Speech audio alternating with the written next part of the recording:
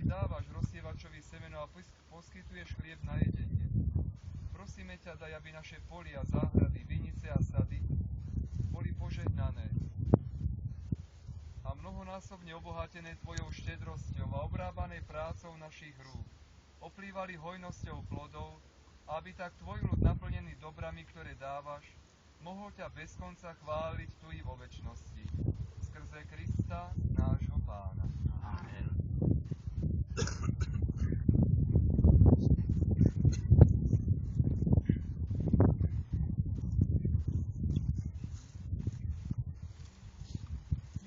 Vínečko, dobré je,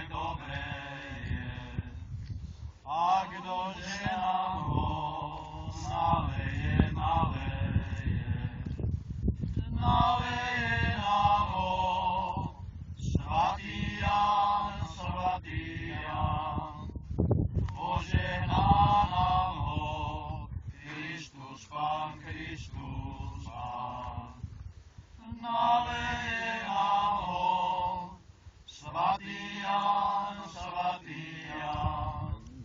požehná nám ho, Kristus Pán. My sme vínečko pijali, Pannu Máriu vzývali, Pannu Máriu šaštinskú, našu patronku Slovensku. Pannu Máriu šaštinskú, našu patronku Slovensku.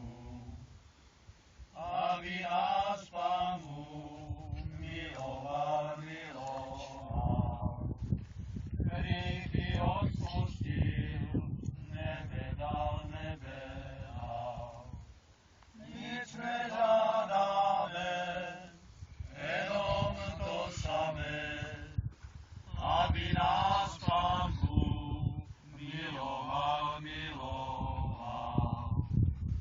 Nic nežádáme, jenom to samé, aby nás Pán Bůh miloval.